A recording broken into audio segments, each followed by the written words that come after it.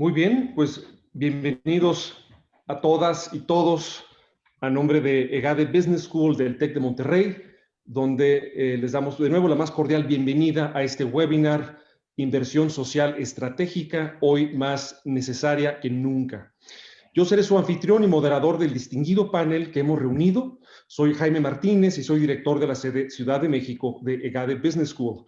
Y debo decir que me parece muy importante el tema que nos reúne el día de hoy y en torno al cual hay distintas visiones y distintas aproximaciones estratégicas, algunas de las cuales vamos a explorar en la sesión de esta tarde, pero todas estas visiones, todas estas aproximaciones coinciden en un reconocimiento de la importancia del sector social y filantrópico, en la idea de que las empresas que incurren en la filantropía deben hacerlo con un creciente sentido de estrategia y de sofisticación, y que las mismas organizaciones del sector civil son actores tan importantes y potencialmente tan complejos como lo es cualquier otro tipo de empresa. Este llamado a la reflexión sobre la filantropía estratégica y la manera en que invertimos en organizaciones y proyectos sociales es hoy doblemente pertinente en medio de una pandemia cuyas secuelas económicas, sociales, médicas han sacudido a nuestras comunidades y países. En EGADE Business School creemos en la creación, dirección y transformación de organizaciones con propósito, creadoras de valor en una multitud de ámbitos. Así que nuestro tema de hoy también va al corazón de lo que enseñamos e investigamos. Con esta introducción quiero dar la bienvenida a los líderes y constructores que nos honran hoy. Quiero leer sus semblanzas en orden alfabético, comenzando con Carlos Madrid Varela. Carlos ha sido consejero de varias organizaciones como la Association of Fundraising Professionals, el Centro Mexicano-Americano de Relaciones Culturales y actualmente del Centro Mexicano para la Filantropía, CEMEFI. Es voluntario en varias organizaciones y ha sido miembro del jurado de importantes reconocimientos en el sector social. Cursó la licenciatura en Ciencias de la Comunicación en el TEC de Monterrey, una maestría en Comunicaciones en la Universidad París 13, tiene estudios adicionales de posgrado en Sociología del Conocimiento en la Universidad París 7 y la Universidad de Tours. Formó parte de la primera generación del diplomado en Procuración de Fondos, coordinado por Procura con la Universidad de Indiana. En medio de una larga trayectoria profesional, Carlos ha sido director de desarrollo del Patronato del Hospital Infantil de México Federico Gómez, director de Fundación Banorte ABP y director de la Fundación Gruma AC.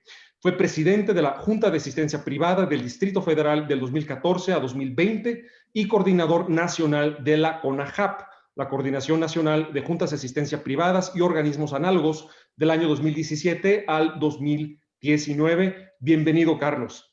Gracias. A continuación, tenemos a Francisco Fernández, quien es vicepresidente asociado de desarrollo en el TEC de Monterrey. Francisco ha ocupado puestos directivos en diversas organizaciones nacionales e internacionales en los últimos 25 años en los giros de educación, medios de comunicación, industria y consultoría de negocios. Obtuvo una maestría en Ciencias Políticas y Participación Ciudadana de la Universidad Francisco de Vitoria en Madrid y una licenciatura en Ingeniería Industrial y de Sistemas del TEC de Monterrey. Ha cursado programas ejecutivos en el IESE, Stanford y Harvard. Es consultor asociado de Adisis Institute y coach certificado de Newfield Consulting. Francisco es cofundador y actualmente presidente de Comunidar, la Fundación Comunitaria de Nuevo León. Francisco, qué bueno que nos acompañas. Gracias, Jaime. Gracias por la invitación. Un gusto estar aquí. Nuestro tercer invitado es la doctora Julia Moreira Ridsdale. Julia es directora general de Alfa Fundación, rama de responsabilidad social de Grupo Alfa. En su redefinición estratégica y bajo el liderazgo de Julia, Alfa Fundación cambió de ser de segundo piso a operativa a través de un innovador proyecto educativo. Julia ha sido responsable de la definición y la operación inicial del proyecto, que actualmente incluye a 1,400 estudiantes de secundaria y preparatoria, así como a 450 estudiantes en nivel profesional en un programa de becas universitarias. Julia se unió a Alfa en 2006. Antes de eso fue consultora para Bain & Company en las oficinas de Dallas y Johannesburgo, y además pasó un tiempo en el área de banca corporativa de Citibank. Es ingeniero químico administrador por parte del TEC de Monterrey, tiene un MBA de la Universidad de Stanford y un doctorado en economía financiera por ESADE en Barcelona. Julia, de igual manera, qué privilegio y gracias por acompañarnos. Gracias, Jaime, a ustedes por invitarme.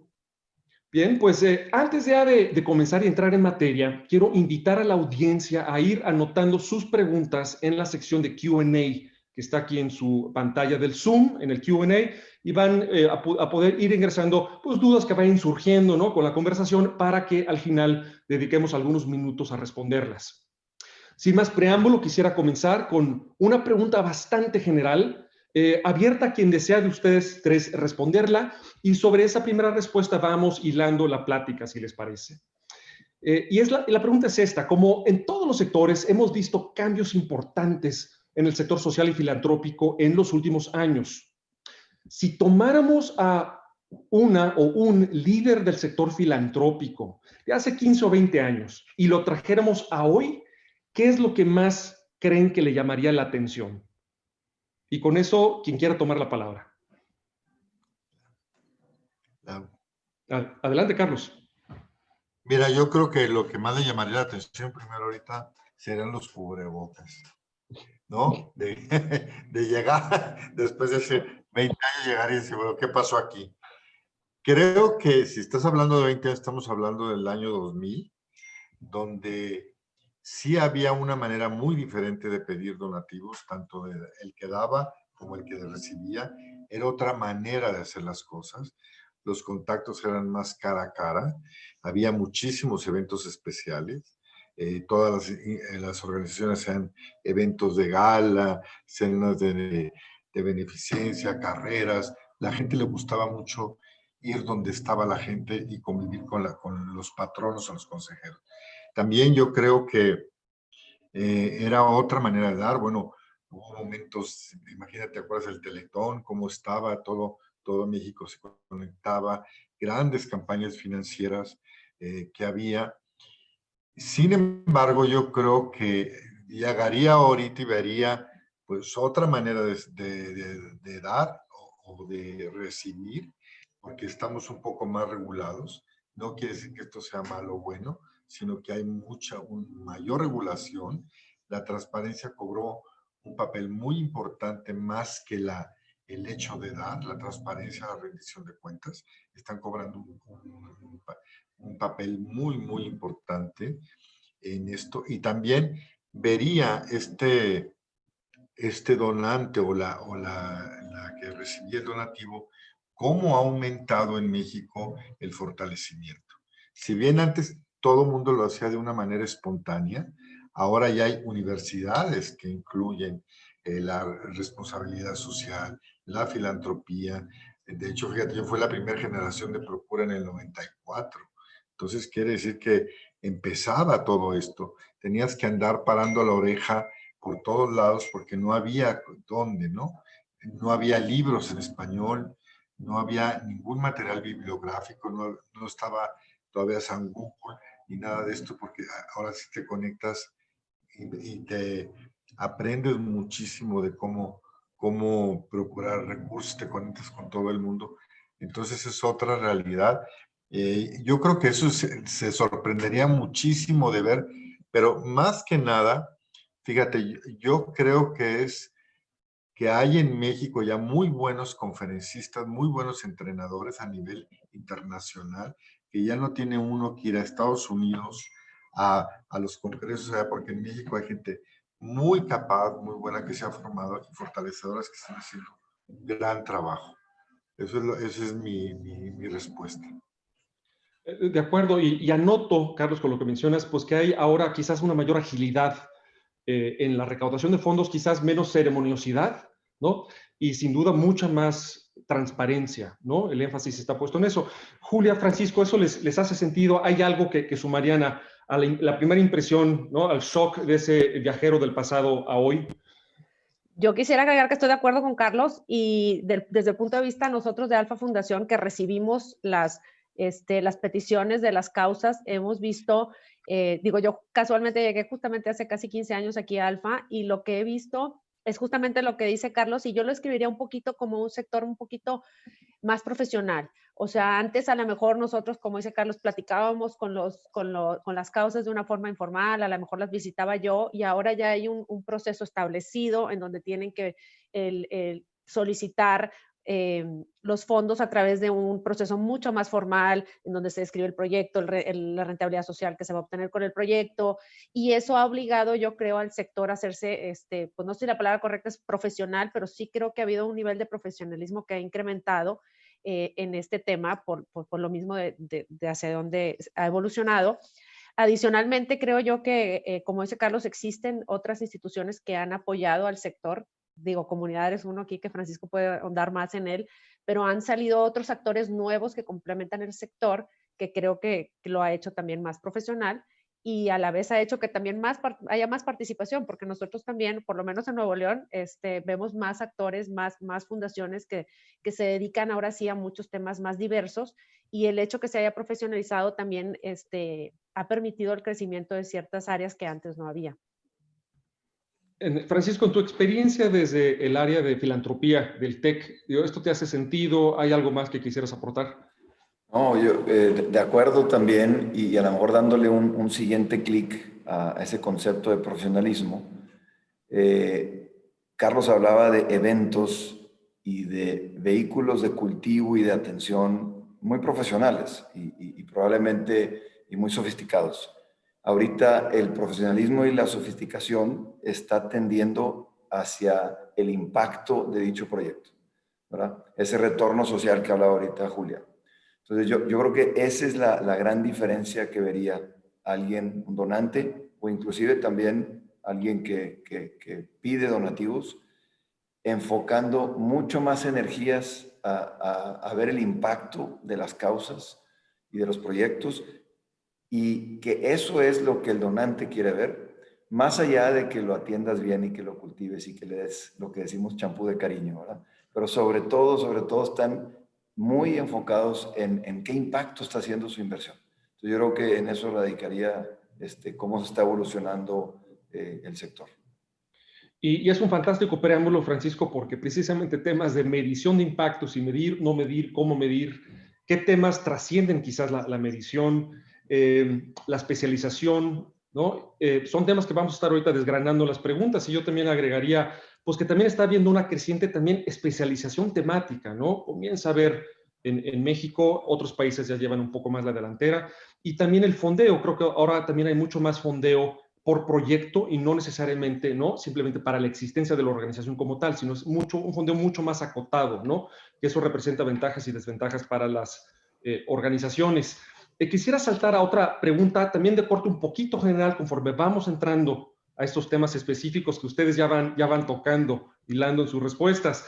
Y es el siguiente, de que por un lado estamos viviendo una época de un renovado optimismo sobre la capacidad de la filantropía para hacer grandes cambios en el mundo. Pienso en grandes organizaciones y asociaciones filantrópicas en México. Las hay, por supuesto, internacionales, ¿no? Gente acaudalada que está destinando ya buena parte de su herencia se va para este tipo de organizaciones.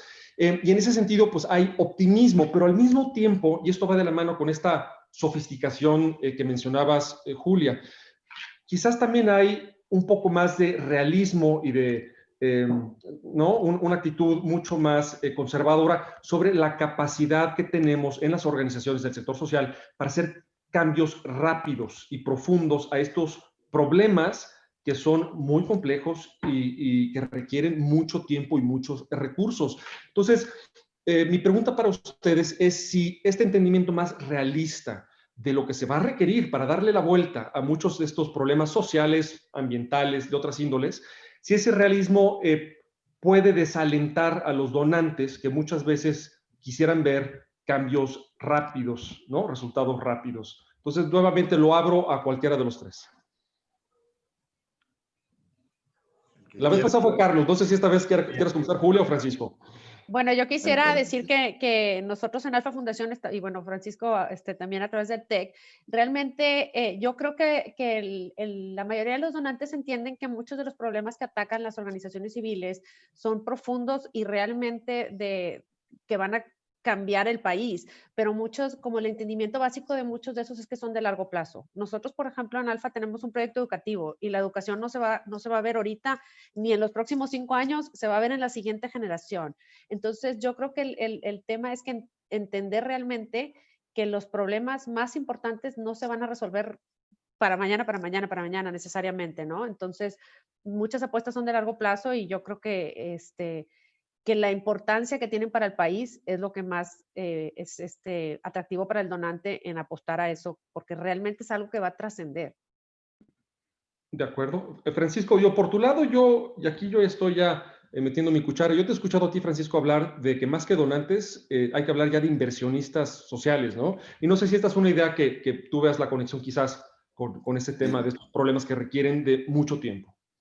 Sí, la realidad es que los que estamos en este sector y en esta profesión, tenemos que entender que no es, o sea, nuestro trabajo no es tanto, y claro, el resultado es que haya más inversión en estas causas, pero realmente nuestro trabajo y en la etapa en la que estamos como sociedad en nuestro país es cambiar la cultura.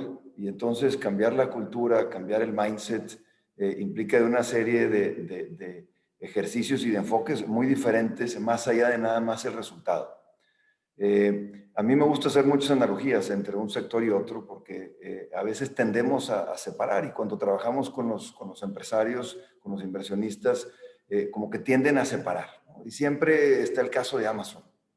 Amazon, que hoy por hoy pues ha resultado estar sumamente preparada para una realidad como la que nos enfrentamos ahora. ¿Cuántos años estuvo invirtiendo, sin necesariamente dar un rendimiento financiero a sus accionistas, ¿verdad?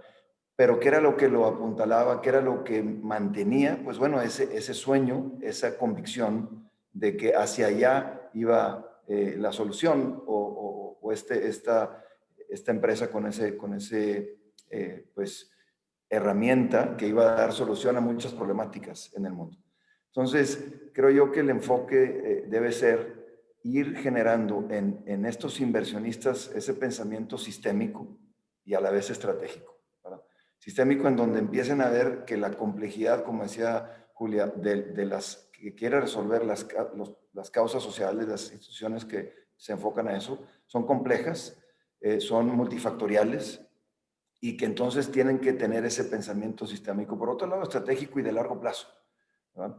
Y así como vemos industrias que se transforman con esa visión, pues también esto. A mí me gusta mucho, trajimos hace un par de años a Dan Palota al TEC de Monterrey, a la reunión de consejeros. Tiene un último documento que se lo recomiendo mucho, se llama Flat Hero, en donde precisamente reta, ¿no? Y cuestiona los millones y seguramente ya en estas décadas trillones probablemente o al menos billones de dólares que se han invertido en las causas sociales en Estados Unidos y que siguen sin resolver necesariamente esas causas. Y entonces se va a que no nada más es que haya más dinero, es que haya más colaboración, es decir, hay una serie de elementos más allá. Entonces, ese es el reto, que hay que apagar ese pesimismo o ese posible realismo con esos grandes sueños de que sí se puede transformar, pero también con las herramientas adecuadas, que no nada más es el recurso financiero para resolverlas. De acuerdo, Francisco. Y Carlos, digo, en tu largo recorrido encabezando varias fundaciones, como consejero en varias instituciones, ¿tú crees que ese pensamiento más realista, más multifactorial, como menciona Francisco, se está arraigando entre, ¿no?, quienes quieren ver una diferencia? Mira, es muy difícil para mí decirte así es o así no es.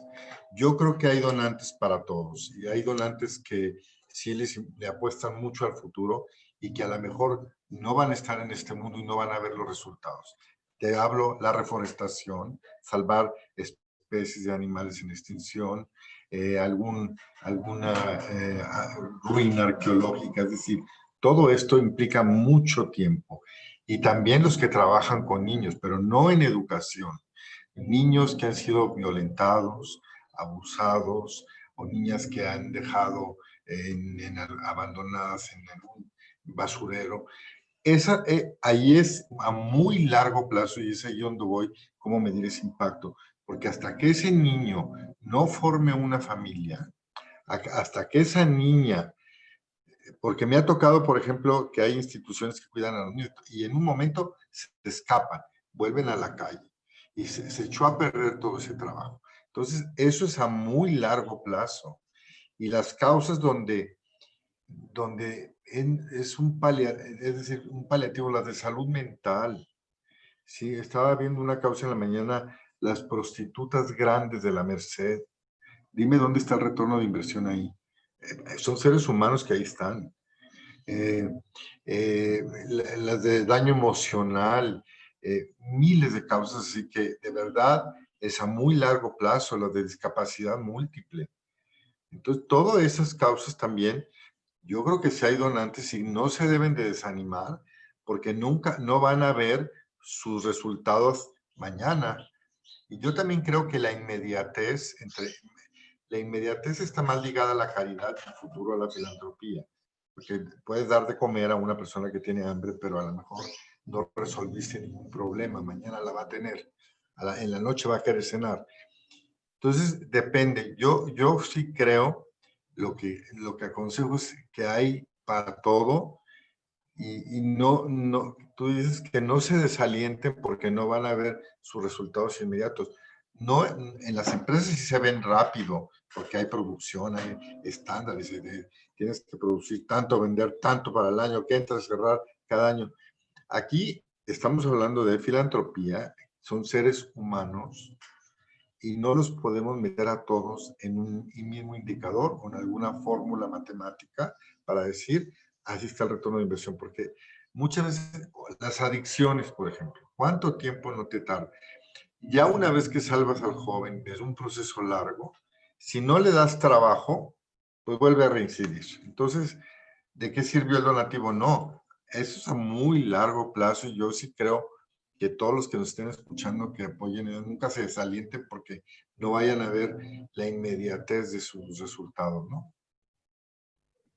De Es acuerdo, y lo le que... entraste toralmente, Carlos, al siguiente tema, ¿no? En el que hay distintos puntos de vista, que ya comenzaste a esbozarlos de una forma realmente interesante, que es qué hay que medir, qué no hay que medir y qué aspectos trascienden la medición.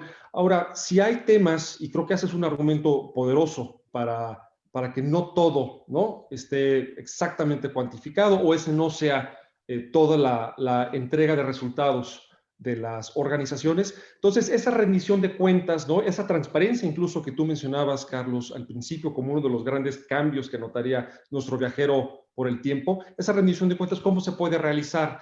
Y aquí abrirlo a los demás y podemos volver también contigo, Carlos, que yo sé que tienes un punto de vista muy elaborado sobre esto. Entonces, quisiera ver si Julia o Francisco pudiésemos aportar sobre medir, no medir, qué sí, qué no, y en todo caso esa accountability de las organizaciones, ¿cómo lograrlo? No sé, aquí como ingeniero, saber qué opinamos, ¿verdad, Julia? Si quieren, yo me arranco. Miren, la verdad es que aquí probablemente voy a sonar contradictorio. Primero quisiera empezar que como ingeniero industrial, pues hay una convicción clara que lo que no se mide no se mejora, ¿verdad?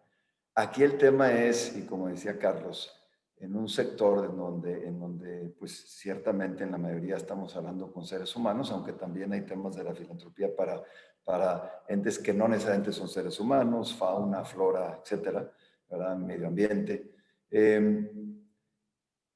Ciertamente hay que, y parte de este profesionalismo del que hablábamos, de la evolución del sector, se ha dado ahí, y creo que no por ser temas complejos, tenemos la excusa de que no podemos medir.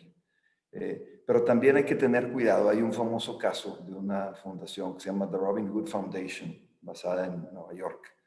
Hace unas galas que en una noche junta varios millones de dólares. Y de ahí, pues, apoya diferentes causas de Manhattan, en Nueva York. Y lleva décadas trabajando. El consejo son puro gente de Wall Street, financieros. Y el caso que se analiza es cómo ellos han provocado tal efecto en las organizaciones que acuden a esta fundación para pedir fondos, en donde tienes a las organizaciones, en vez de aplicándose a resolver la misión por la cual fueron creadas, las tienes enfocadas en dar respuesta a los cuestionarios que esa fundación les pide en cuanto a indicadores para poder procurar los fondos, ¿no? Y entonces ya se empieza a deformar, ¿verdad?, realmente el propósito de las organizaciones. Entonces hay que tener mucho cuidado en ese aspecto, ¿no? Y terminaría con un ejemplo, otra vez también del sector empresarial, en donde yo veo muchas analogías.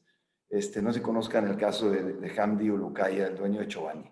Y él empieza su historia comentando cómo es que compra su primer fábrica de yogurt en Estados Unidos. Y dice, porque alguien en un corporativo con un Excel dictaminó que esa fábrica ya no era rentable.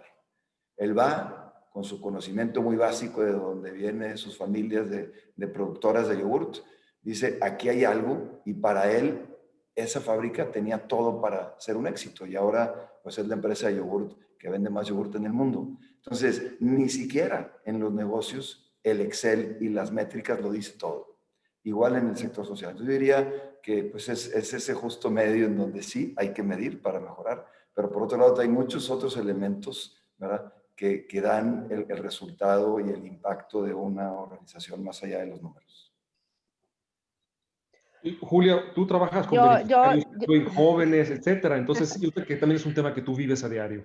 La verdad es que para nosotros ha sido sumamente importante medir y yo estoy de acuerdo con Francisco que quizás en el sector social hay algunos ejemplos en donde realmente pues la medición es un poquito complicada, pero la filosofía de nosotros ha sido encontrar una forma de medir la rentabilidad social, medir, y la verdad es que el trasfondo de la medición no viene tanto en pues, producir resultados por producir resultados, sino que si realmente queremos comprometer más a la sociedad y comprometernos nosotros más como sociedad, tenemos que medir lo que estamos haciendo para poner una vara y decir, aquí estamos y queremos llegar acá.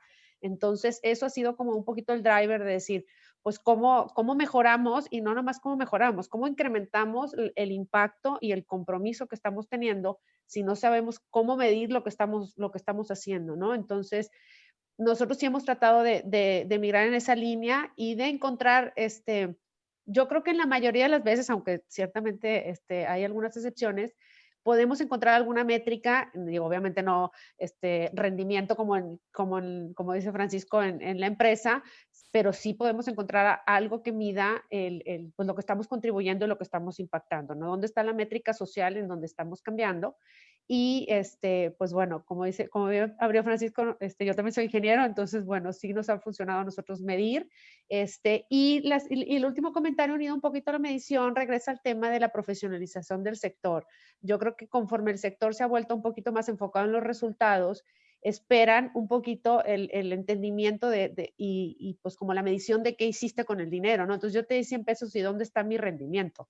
¿Qué hiciste con ese dinero, no? Entonces, unido un poquito lo que hemos dicho antes, la transparencia y la profesionalización del sector nos obliga un poquito a buscar cómo medir. Pero bueno, eso ha sido la experiencia de nosotros y sí, en Alfa medimos todo. Carlos, con tu gran argumento profundamente humanista, al principio, ¿te hace sentido? ¿Podemos encontrar alguna especie de tregua entre los ingenieros y los que no somos ingenieros? No, a ver, yo no digo que no hay que medir, porque estamos hablando de dinero, de recursos, de donativos. Nada más que no todo se mide igual, ¿sí? Es a lo que en algunas el retorno de inversión estará a muy largo plazo o muy distinto, o a lo mejor hay organizaciones que nomás pueden beneficiar a 4 personas, ¿sí? Es las de médula ósea, por ejemplo, necesitan mucho dinero para apoyar a un niño que se salve con trasplante de médula ósea. Es como 1,5 millones. Entonces, es muy poco el impacto si lo pones numéricamente. Yo creo que vivimos con métricas. No quiere decir que no se mida, pero lo único que yo digo, no todo igual, ¿no? Hay que sí pensemos un poco en la organización que hace, cómo rinde, cómo el donativo que le dan le sacan el mejor provecho, porque no todas lo hacen igual. Entonces, sí, no es que no se mida, por supuesto, todo en esta vida se debe de evaluar. Lo único que yo digo es que si ustedes que están en educación no puedes evaluar igual a un niño o a un estudiante con discapacidad intelectual que a uno que no la tiene, ¿no? Entonces, son diferentes. Yo a lo que quiero es que consideremos mucho la causa, veamos lo que hacen y el impacto que puede ser a muy largo plazo, sino un poco pensar en el objeto social, en los estatutos, en todo lo que hace, en el modelo de atención, y luego ya ver, ¿no? Y muchas veces, por ejemplo, también cómo ayudarlas, porque como te decía, las de adicciones, hacen un esfuerzo bárbaro para sacar a unos jóvenes, y luego nadie les quiere dar trabajo. El chavo vuelve a reincidir, ¿no? Entonces, esas causas son las que a mí me preocupan. Puede estar perfectamente medido, pero bueno, hay que ver cómo hacemos ¿qué es la inteligencia? Sacar el mayor provecho con los recursos que tiene. Yo creo que eso se puede evaluar. Nada más lo que yo digo, no todas las telas cortarlas con la misma tijera. De acuerdo, de acuerdo. Y en tu apunte del caso, por ejemplo, de jóvenes que se recuperan de la adicción, pero que después no tienen necesariamente una salida laboral, pues hay también esa pues, visión sistémica, multifactorial, que creo que todos estamos coincidiendo en ella.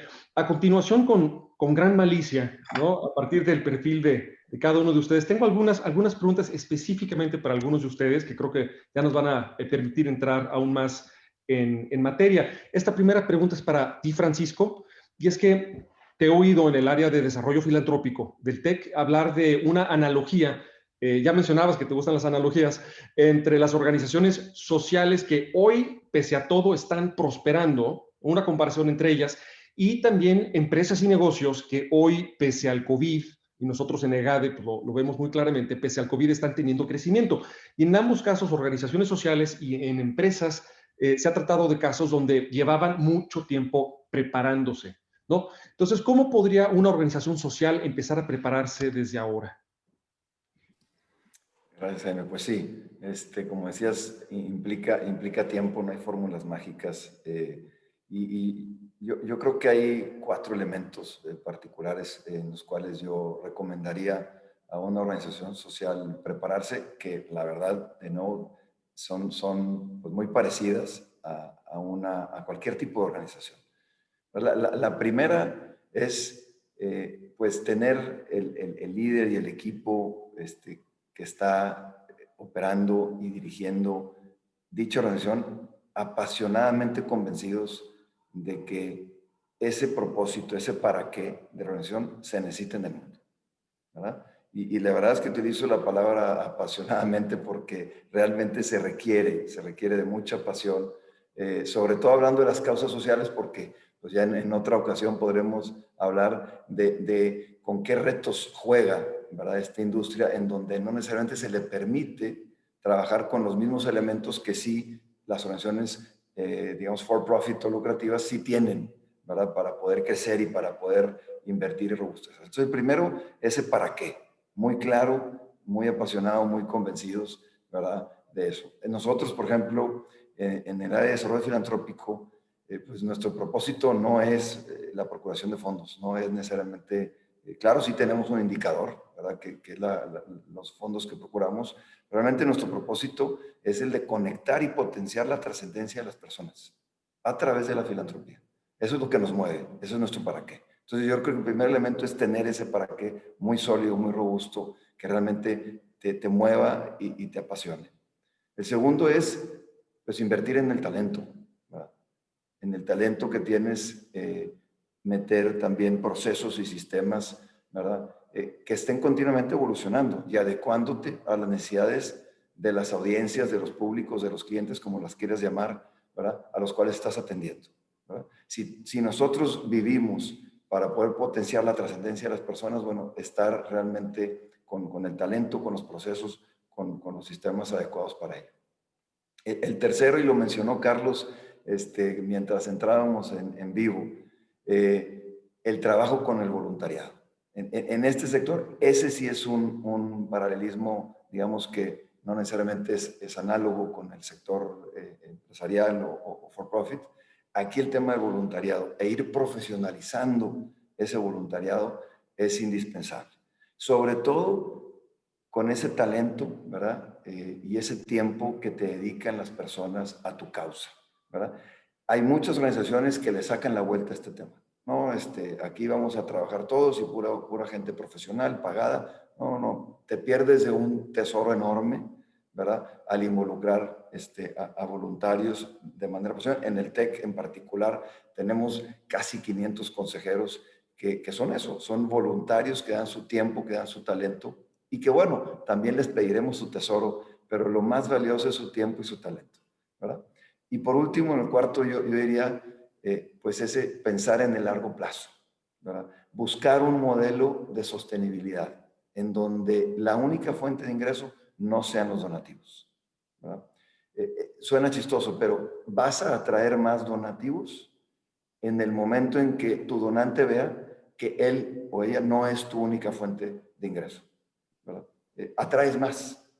Todo lo contrario de condiciones, pues es que nada más de ti dependo.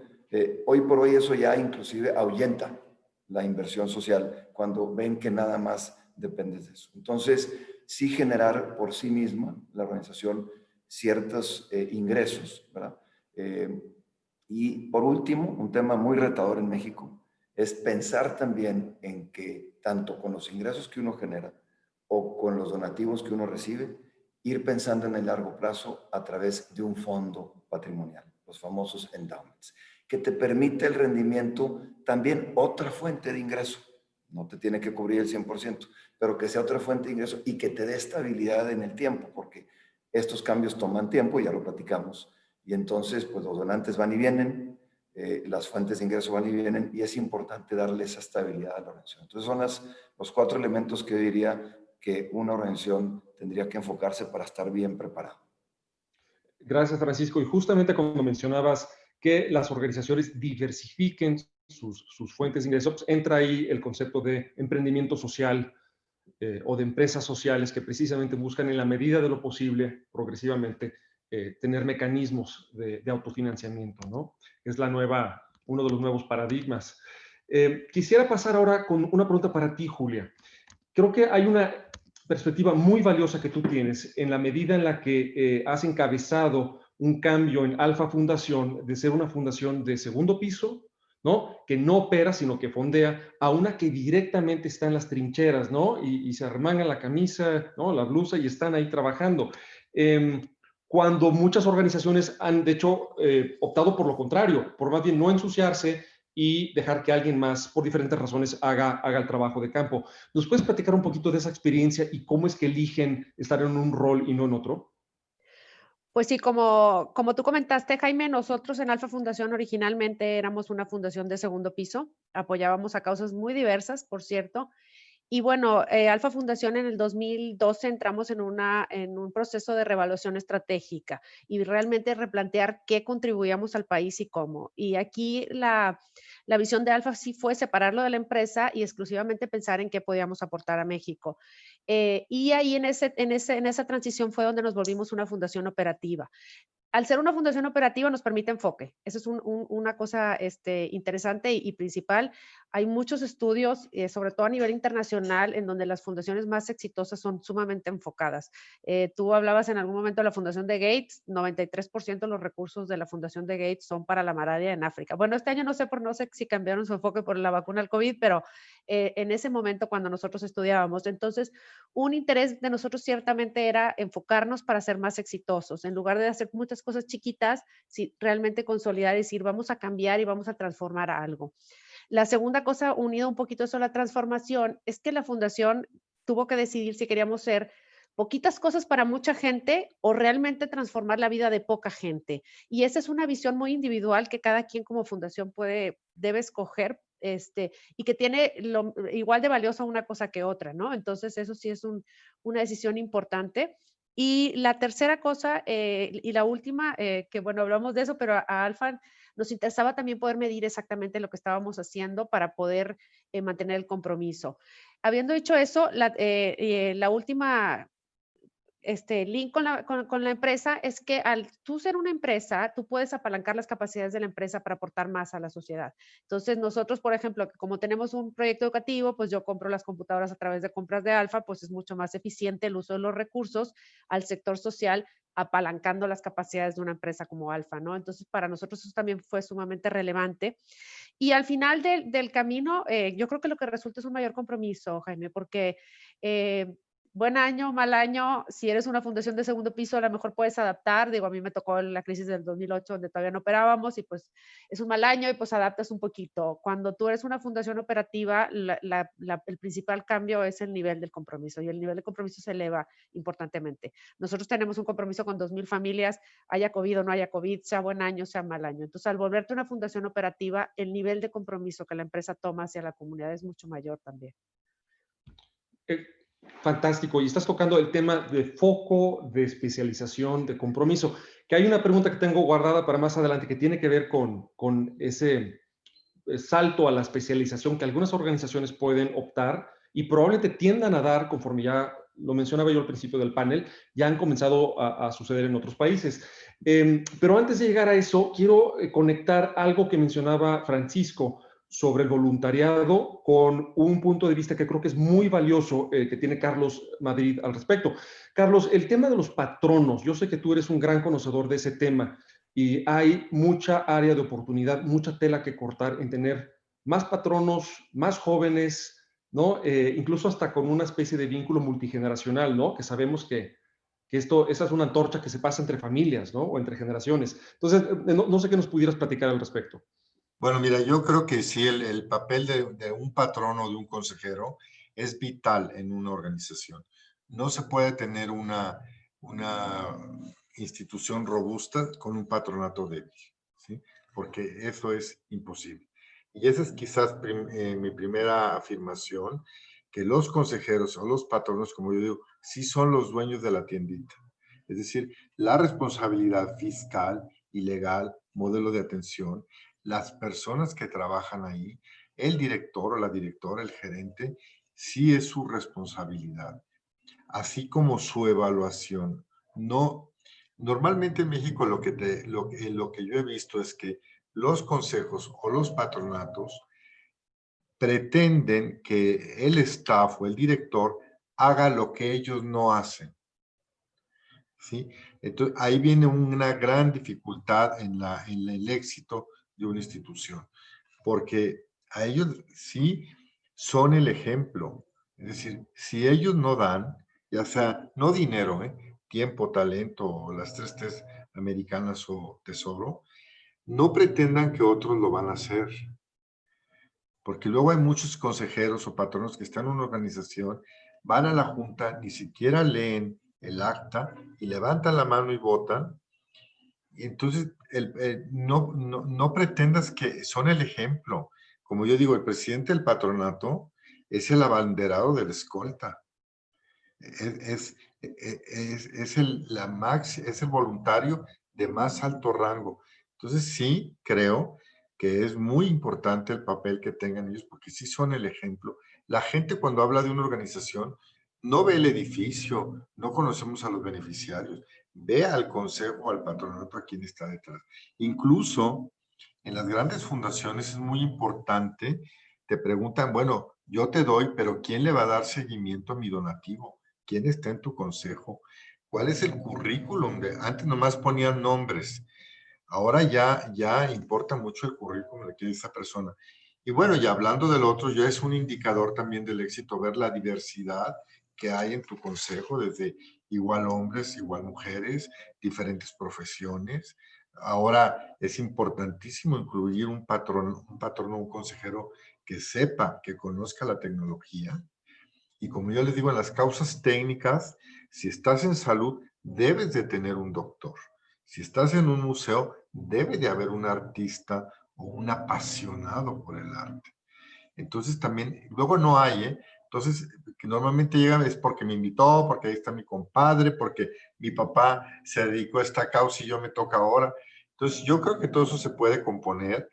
Lo que sí creo es que, yo siempre digo, que cuando tú notas cuando un patrón o un consejero le brillan los ojos cuando dice soy consejero de tal organización. Y eso se nota. Entonces, sí hay que tener mucha congruencia y la verdad tampoco es obligación. Si no te llama la atención, si te angustia estar en esa organización, deja ese lugar a otra persona que sí lo va a hacer, porque sí va a ser ejemplo y sobre todo estamos hablando aquí de filantropía. Tanto la empresa como el donante se va a dar cuenta cuando ese patronato no es robusto. Entonces es una opinión que tengo sobre este tema. Sensacional, Carlos. Y lo que describes sobre los patronatos o los consejos de las fundaciones o organizaciones del sector social, sucede algo muy parecido con las empresas medianas, grandes, muchas de ellas familiares, las for-profits, también con consejos de administración que no alcanzan todo su potencial, ¿no? Y en EGADE por eso tenemos un programa de formación de consejeros y de consejeras encaminado a consejos del for-profit y del non-profit, ¿no? Para potenciar precisamente la figura Claro. de los consejeros y de los consejos de administración. Quisiera saltar ahora a la pregunta que tiene que ver con la especialización. Si muchas organizaciones acaban siguiendo los pasos de Alfa Fundación y pueden ser primer piso, segundo piso, pero se enfocan en vez de estar tan dispersas, ¿no? Como algunas lo son actualmente, ¿cómo elegir? Y aquí entramos a una cuestión realmente estratégica. ¿Cómo elegir estratégicamente a cuál tema te deberías especializar? Y quizás hay cerebro, quizás también hay corazón y hay causas, ¿no? Que a la gente que pertenecemos al sector social, pues simplemente nos mueven más, ¿no? Pero no sé qué apuntes, qué ideas pudieran compartir con la audiencia sobre cómo especializarse. Y adelante, quien quiera tomar el micrófono. Si quieres tú, Julia, a lo mejor con el estudio que hicieron muy a profundidad, no sé si quieras compartir eso y de ahí a lo mejor. Yo sí, o sea, nosotros sí hicimos un estudio, pero yo creo que yo estoy de acuerdo con Jaime. Tiene que haber, hay una parte importante en el sector social que no hay, digo, yo también trabajaba antes en el lado del negocio, que es un tema emotivo, es que te mueva la causa, porque muchas veces es, no sé, en Alfa nos mueve la educación y a los directores y al consejo y a mi consejo de la fundación, pero es un tema que te apasiona, pero es igual para mí de válido decir, yo me voy a dedicar a la salud, alguien hablaba de los niños de la calle, de las prostitutas, las necesidades del país son muchas, entonces sí creo que en el proceso de enfoque, una parte importante tiene que ser simplemente que te apasiona y te lata el tema. Entonces, ese es un tema muy importante que no quiero dejar pasar porque por más de que seamos fríos en el tema de dónde está el rendimiento a largo plazo y los estudios, sí tiene que ser una convicción del patronato y del consejo, bueno, en este caso el consejo, que eso es lo que realmente quieren aportar. Ese es por una parte. Y por otra parte, nosotros en el proceso de Alfa sí nos enfocamos a dónde íbamos a cambiar al país. O sea, realmente como que yo creo que al final tienes que tomar una métrica tú de decir, bueno, yo lo que quiero es impactar en esto y para nosotros era cómo vamos a hacer que la calidad de vida de los mexicanos y para nosotros en especial, cómo vamos a comprobar que puede haber movilidad social de la gente en las siguientes generaciones y decidimos que es a través de la educación porque está sumamente estudiado. Pero sí no quiero dejar a un lado la primera parte en que aparte que te mueva, o sea, eso sí es sumamente importante. Muy bien, Francisco y luego Carlos, si les parece. Fíjate que definitivamente yo también creo que la esencia del sector, y otra vez, muchas empresas también nacen de algo que te apasiona, de algo que te mueve, pero en el sector sin duda nacen inclusive de experiencias muy personales, un hijo, un padre, muy personales. Pero también eso ha provocado que tengamos la excusa de un sector muy desarticulado, porque mi causa es diferente a la tuya, porque mi experiencia personal es diferente a la tuya. Entonces, sin duda de ahí nace, pero yo diría que el tema de especialización se tendría que ver entre esos aspectos, y otra vez haciendo algo de analogía, con palancas y engranes. Es decir, ¿qué palanca va a mover la aguja?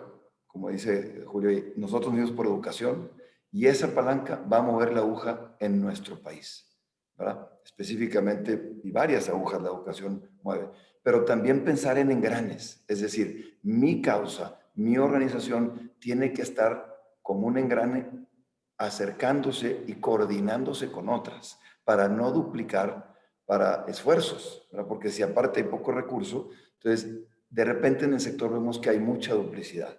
Entonces yo lo que diría es, sí, parte de esa parte emotiva, experiencial, muy personal, pero a la hora de ya lanzar una organización de la sociedad civil, tienes que pensar en qué palanca quieres mover y dentro del ecosistema, ¿cómo vas a coordinarte con otros esfuerzos para no reinventar la rueda? Eso es lo que yo diría que habla, o sea, metería la especialización dentro de ese ecosistema. Sí, y mencionas la escala que a veces se requiere para abordar potentemente estos temas y intentar evitar esa fragmentación, ¿no? Que a veces tenemos por razones biográficas o a veces hasta de vanidad personal del fundador o de la fundadora que quiere tener su propio vehículo con su nombre, ¿no? Carlos, por favor. Pues, sí, mira, aquí también hay una gran verdad que se llama el SAT, porque por más que te quieras especializar, hay que ver en qué te autorizaron, porque luego antes el objeto social era muy amplio. Una fundación que yo estaba, se podía hacer absolutamente todo. Niños, niñas, desastres, mujeres indígenas, todo. Pero ahora ya también te limitan el objeto social.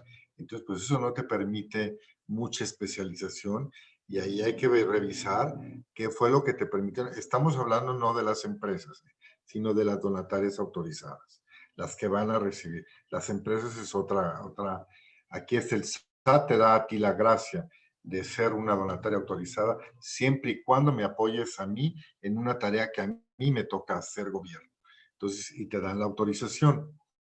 Entonces hay que ver también eso. Lo que sí creo, estoy totalmente de acuerdo con ustedes, que hay que enfocarse y hay que especializarse porque no se puede resolver todo y no hay dinero que alcance para ayudar a adultos mayores, a niños. Entonces puede ser que no tengas impacto en nada. Lo que sí creo, y estoy muy convencido, que las empresas determinan los directivos los de arriba en qué se va a basar la filantropía estratégica sin tomar la opinión de los empleados. Y yo he visto cómo entonces no hacen consenso con el capital humano. A lo mejor el director dijo, voy a apoyar a niños a educación, pero a lo mejor los empleados querían otra cosa. Yo sí creo, porque la utilidad de la empresa, que es la que se destina a la filantropía estratégica, y aquí vamos a hacer una... Filantropía es hacer el bien sin mirar a quién. En la filantropía estratégica sí miras a quién, ¿sí? O sea, sí miras a quién. Estamos hablando aquí en otro terreno, no es de... Porque si miras a quién, porque me va a influir en mi marca, en mi negocio, y tengo que alinearla a mi negocio. Entonces, pero no toman en cuenta también, yo creo, el consenso de los empleados, porque son los que generan la utilidad. Entonces, eso para mí sí es, y de verdad yo he visto cómo hay empresas que, pues es que vine porque esto le gustó al jefe, ¿no? O voy porque va el director, entonces tengo que ir. A mí me tocó varias veces, una vez un empleado dijo, yo vine porque me trajeron. Y le dije, no estés aquí, no estés aquí, respeta a los niños que están muy graves, se están muriendo de veras, por favor, retírate. O sea, no vengas porque te trajeron, porque venía el jefe. Hay que tener mucho cuidado. Y ya la otra, para acabar el tema, sí escoger muy bien quién va a coordinar la filantropía estratégica en la empresa. Porque luego no, dicen, tú te vas a encargar del voluntariado corporativo, tú vas a hacer la campaña de Navidad, pero a lo mejor esa persona no era el líder ni era respetada por los colaboradores.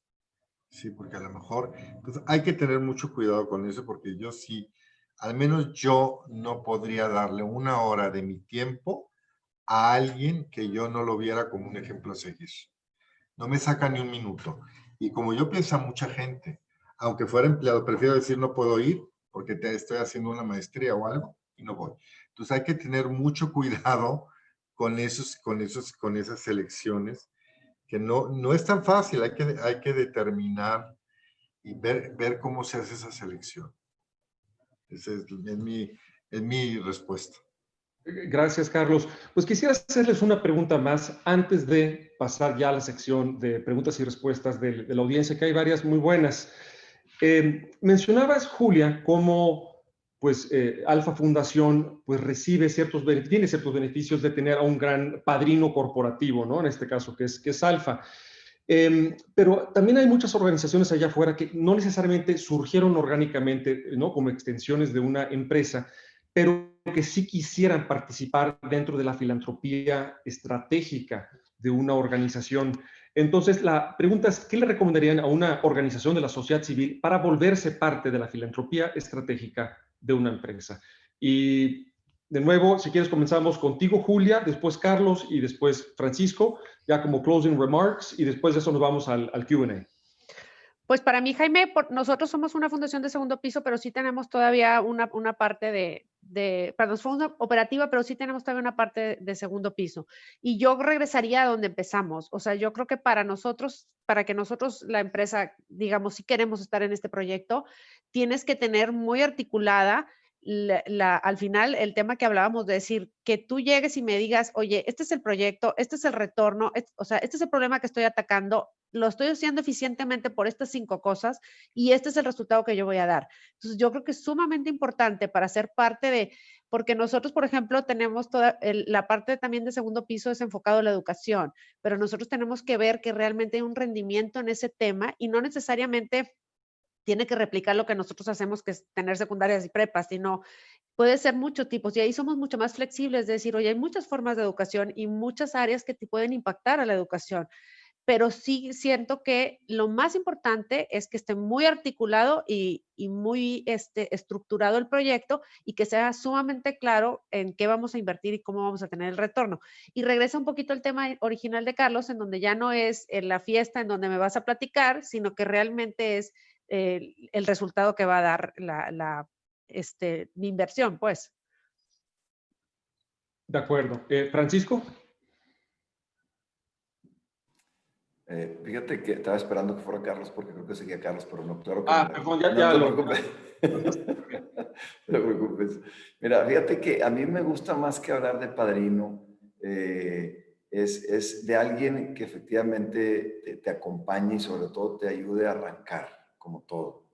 Eso definitivamente es indispensable, que crea en la causa. Y en el journey del filántropo nosotros tenemos visualizado como una etapa muy madura en donde el filántropo ya se convierte como parte de la causa. La causa ya es él, ya es ella. Y eso es muy bueno. Carlos por ahí también hablaba del tiempo que un consejero pertenece o un patrono a un consejo. Pero por otro lado, es riesgoso, ¿verdad? Tener nada más a un padrino, ¿verdad? Entonces yo diría, como un arranque es muy bueno, pero sí yo recomendaría que para que efectivamente una organización tenga y entre en el aspecto de filantropía estratégica, es ir diversificando también a esos padrinos y a esas fuentes de ingreso y a esos patronos que están ahí, ¿no? E inclusive ayuda muchísimo crear dentro de la gobernanza que haya rotación, que haya esa evolución, ¿verdad? También de los propios consejeros, que haya sangre nueva, de manera organizada y escalonada. Tampoco nos trata de que de repente cambien todos, pero yo diría que eso es lo que yo pensaría, y eso va a ayudar a que la organización entre en esta visión más estratégica de la filantropía, porque no hay que olvidar el paternalismo que hay en México. Somos muy paternalistas y eso no necesariamente ayuda a que las organizaciones evolucionen, ¿verdad? Y crezcan y se vuelvan y se robustezcan. Entonces, eso sería lo que yo comentaría acerca del apadrinamiento corporativo. Gracias, Francisco. Ahora sí, Carlos, por favor. Bueno, yo creo es como cuando, imagínate cuando llega una persona muy importante a tu casa, la más importante visita que vas a tener en tu casa. ¿Qué tienes que hacer? Tener la casa en orden. Porque luego muchas organizaciones no están preparadas para recibir a una empresa que ejerce su filantropía estratégica. Entonces, tienen que tener la casa en orden. La empresa cumple con muchos requisitos para evaluación de desempeño y el ISO de calidad, muchos estándares que las van clasificando. Entonces, las organizaciones también deben de ver, más que lo que necesitan, qué pueden otorgarle a la empresa. Estamos hablando aquí de filantropía estratégica, para que sean un valor agregado y que sea una relación duradera, no intermitente. No voy a dar juguetes esta vez y ya no vuelvo, ¿no? Entonces hay que ver también, ¿qué implica la casa en orden? Pues, cómo están sus derechos humanos si es que atienden a gente, cómo están las instalaciones, desde dónde se van a estacionar, va a haber baños suficientes para que venga el voluntariado corporativo cuando tienes... Todos esos pequeños detalles cuentan muchísimo y también analicen, conozcan al donante. Porque luego, cuando estás en una empresa, te piden yo me acuerdo que pedían cosas que dices, a ver, nosotros no fabricamos esto, ni siquiera veían cuál era el core business de la empresa. Entonces, yo creo que tienen que analizar, pero ante todo, primero, tener la casa en orden para que puedan seducir a la empresa a decir, ahí yo voy a hacer una relación duradera y ahí mi marca puede estar involucrada, porque es la responsabilidad, porque la marca ha costado muchos años en tener una marca. Entonces yo creo que eso es un consejo, ¿no? Tengan su casa en orden, revisen todos sus procesos y muy claro lo que necesitan. Porque luego llegan y ¿en qué te puedo ayudar? Pues en lo que sea su santa voluntad. No, no estás preparado. Entonces, si tengan, cuando vayan a pedir algo, desde las cotizaciones, un análisis más o menos que el ingeniero te dijo es lo que necesitan y van a tener éxito en esta relación duradera. Es un consejo práctico. Bien, gracias, Carlos. Pues haciendo una rápida recapitulación, un resumen de las ideas que hemos tocado más importantes. Hemos hablado mucho de la importancia de la transparencia como uno de los grandes cambios de los últimos años en el sector, y eso nos llevó a platicar sobre el retorno sobre la inversión, cuándo sí, cuándo no es posible medir, y que sin duda pues, hay también una evaluación hasta filosófica y humanista sobre el valor que tienen los efectos y el impacto social de las organizaciones. Hemos platicado sobre cómo ya más que hablar de donantes, hay que hablar de inversionistas sociales y de esa mayor sofisticación y consideración de muchos factores que intervienen cuando un donante quiere ver un cambio. Me encantó, Carlos, que hablaste de la caridad es de corto plazo, la filantropía es la de largo plazo, pero la filantropía estratégica hace el bien, pero sí mirando a quién. Entonces, creo que es una buena manera de resumir una de las ideas tocadas aquí en el panel. Hablábamos también de una tendencia a la especialización y a tener un mayor foco y cómo evaluar a cuál causa dedicarte. Se mencionaba también que una organización robusta con un patronato débil es algo imposible de tener. Una organización robusta necesita un patronato, un consejo robusto también, con patronos que toman en serio su trabajo y donde hay una rotación incluso, ¿no? Como lo mencionaba también Francisco. Y que, bueno, en este tema de los padrinos corporativos, idealmente tener quizás más de uno para no depender enteramente de una sola fuente y que hubiese, por supuesto, tener la casa en orden, cosa que nos mencionabas, Carlos. Vamos a pasar ahora a algunas preguntas. Las preguntas en este caso en la audiencia son bastante tácticas.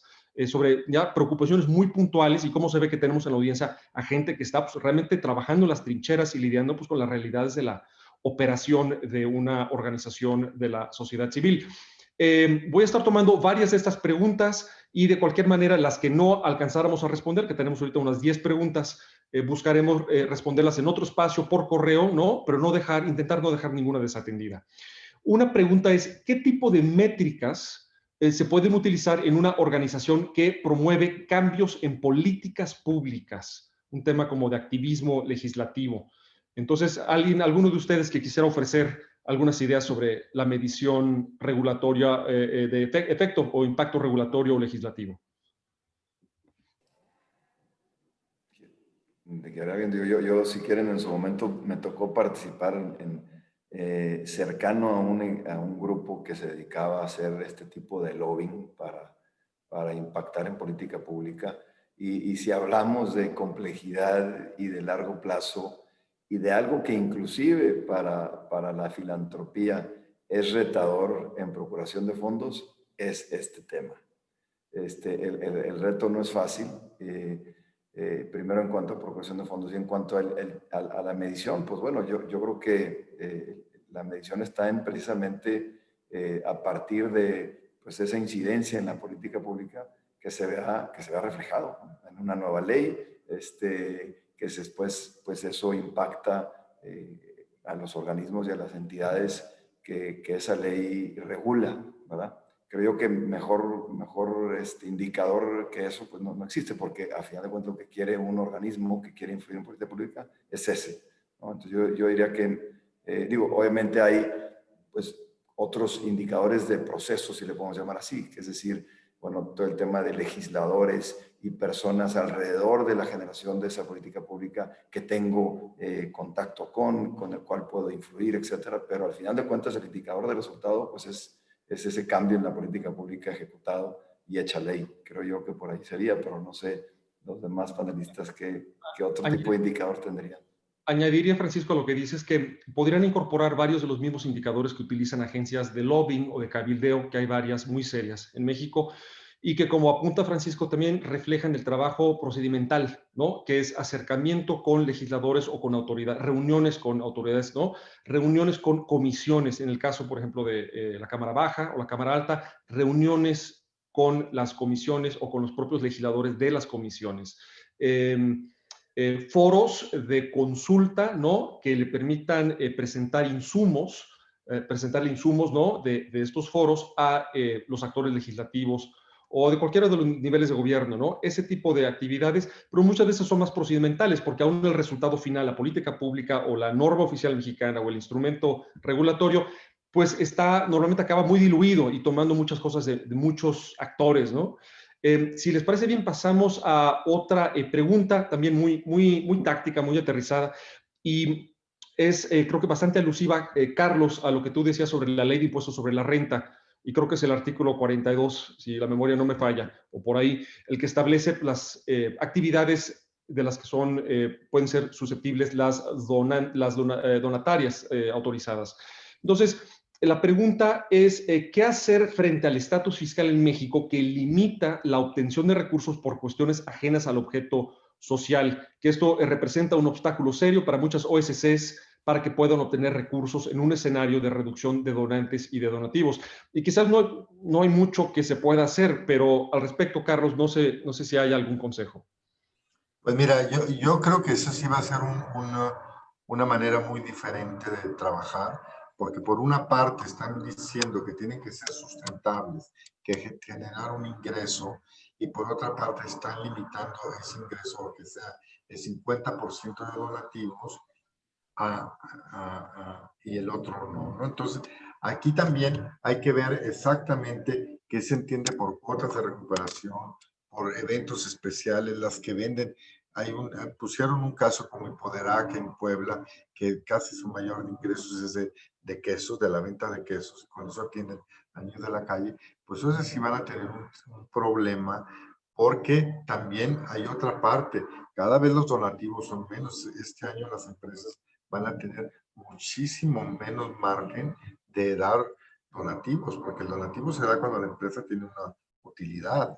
No es que, si no, los empleados van a decir, porque si hay pérdida, ¿cómo estamos dando donativos? Entonces, incluso hay políticas que el 1% de la utilidad después de pagar impuestos va a ayudar. Entonces, hay que revisar muy bien esto. Si hay un gran movimiento, también yo creo que el problema del sector es que no hacemos banda. Es decir, deberían de pedir más diálogo con los diputados, con los senadores, y ver esto antes de que, creo que ya va a pasar el 1 de enero, pero sí va a ser un tema muy fuerte, porque entonces, pues muchas viven de otros ingresos que no son donativos, pero también hay mucho desconocimiento, porque cuotas de recuperación no es otros ingresos, sino es aquello que está relacionado. También pongo, por ejemplo, aquellas instituciones que viven de la renta de sus instalaciones para generar recursos, como bodas, 15 años, todo esto, y eso le significa no es donativo.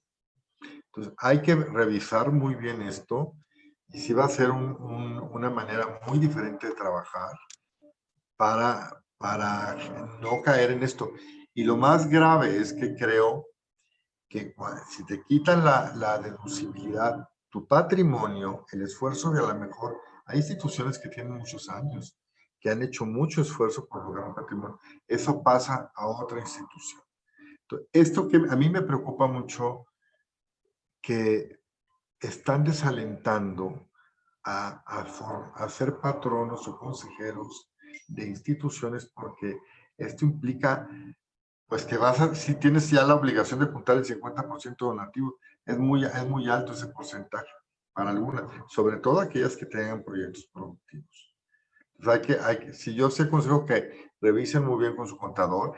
Hay muchas instancias que apoyan ahorita las organizaciones en esto, la Barra de Abogados, Pro Bono, son grupos tienen grandes fiscalistas que yo creo que sí vayan a consultar de qué manera no les vaya a afectar perder la deducibilidad y peor, su patrimonio. Gracias, Carlos. Vamos a tomar dos preguntas más. Hay una muy interesante que es alusiva no a la falta de donativos o recursos, sino interesantemente a la falta de beneficiarios. Dice, trabajo en un programa enfocado en la empleabilidad de jóvenes y uno de los factores que más nos cuesta trabajo es el proceso de captación de beneficiarios, aun cuando el programa es 100% gratuito.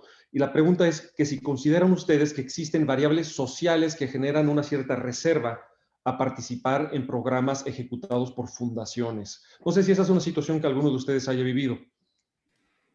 Cuando se arrancó el programa Líderes del Mañana del TEC, que es pues, un programa que hacemos una sinergia padrísima con Fundación Alfa y otras fundaciones como BVA, yo no estaba en el TEC, estaba en una empresa y me hablaron para decirme, oye, no encontramos alumnos que quieran entrar.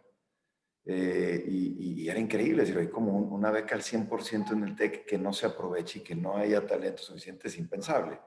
Pero la realidad es que es la falta de conocimiento en la sociedad y también hay que decirlo tristemente, de confianza. De decir, oye, espérame, ahí hay gato encerrado, hay letra chiquita, ¿cómo que 100% beca en el TEC? Y los papás, inclusive muchos decían, no te metas por ahí.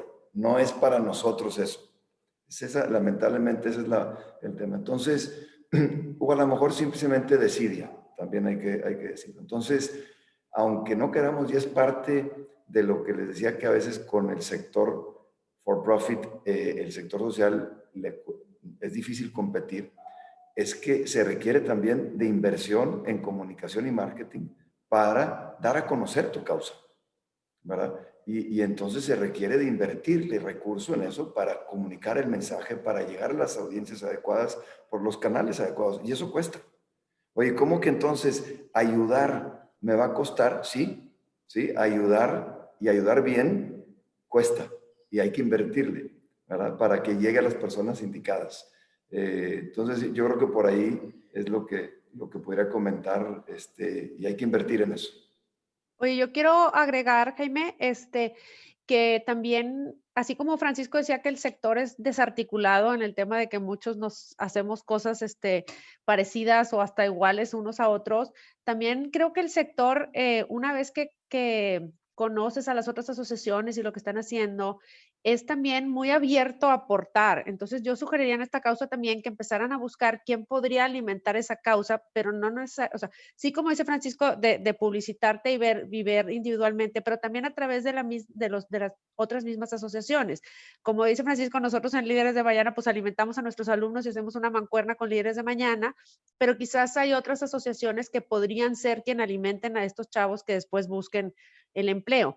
Y yo sí tengo, porque nosotros tenemos alianzas, bueno, con el TEC y con otras asociaciones civiles, y ciertamente hay mucha apertura de trabajar juntos. Y yo creo que conforme nos especializamos cada quien en su área, nos complementamos y podemos ser como una cadena de valor en donde nos pasamos así como pues la pelotita para llegar a la meta final, que es pues, hacer el bien para una persona. Entonces yo sugeriría también que buscaran otras asociaciones que seguramente están abiertos a trabajar en el paso adelante. Muchas gracias, Julia. Carlos, adelante. Y mira, yo creo que también aquí es una gran oportunidad para los voluntarios, como las que atienden a niños de la calle o población en calle, que no va una persona de la calle a tocar a una organización, quiero estar con ustedes. Son voluntarios que andan buscando y van a lugares verdaderamente a hacer labor de convencimiento. Oye, ven y conócenos. Yo sí creo que hay mucha gente que sí puede hacer esta labor, porque hay causas muy difíciles, sobre todo la de la calle, pues es gente que no viven en la calle, ya hay familias de la calle. Entonces, los centros de día, tienen que ir a invitarlos y conocerlos. Hay mucho voluntario, ellos trabajan mucho con voluntarios. Yo creo que también podemos aquí hacer una oportunidad con los voluntarios o con jóvenes voluntarios, porque no hay nada mejor que un joven le diga a otro, ven, ¿no? Y te comparte. Y como también, como dice Francisco, hay que revisar también su material de comunicación. Algo no está pasando. Entonces, yo creo que sí se puede, pero o como dice Julia, las organizaciones están ávidas de ayudar, por eso nacen, no nacen para ganar dinero, es para ayudar, es nomás presentarles un proyecto y decir, "Oye, yo te ayudo con esto". Entonces yo creo que sí se puede, nomás hay que organizarlo bien. Pero los voluntarios, la verdad, yo creo que es una gran oportunidad de ayudar, porque es gente que te sorprendería la cantidad de voluntarios que hay en México. Bueno, simplemente la Cruz Roja tiene 45,000. Si les pagaran eso, no sé ni cómo, ¿no? Entonces, veamos aquí que sí hay. Yo creo que también hemos dado grandes avances. Muy bien, Carlos, pues con eso no le quitamos más tiempo a los panelistas. Agradecer todas las ideas vertidas, la pasión evidente por tener un sector social más innovador, más potente, más comprometido, más capaz, que trascienda generaciones. Creo que es evidente en los panelistas y en las organizaciones que representan. Quiero agradecer a toda la gente que se ha conectado, todas sus preguntas. En el chat puse justo hace un minuto mi cuenta de correo electrónico para que toda pregunta que no se haya respondido o que incluso pudiera surgir después me la hagan llegar. Algunas quizás las canalizaré con los panelistas, otras pues veré la forma desde EGADE y del TEC que podamos orientarlos o responderles algo que sea útil para ustedes y sus organizaciones. Pues de nuevo, muchas gracias a todos, Francisco, Julia, Carlos, qué privilegio tenerlos aquí. Muchas gracias y con esto terminamos. Y les recuerdo que hay una evaluación. Por favor, respondan una evaluación que va a estar apareciendo ahorita en sus pantallas con una pequeña evaluación que nos va a ayudar a tener cada vez mejores eventos para ustedes. Nuevamente, muchas gracias y muy buenas noches. Gracias. Gracias, Jaime. Gracias. Julia. Un placer. Hasta luego, igualmente, Carlos. Bye. Bye, Julie.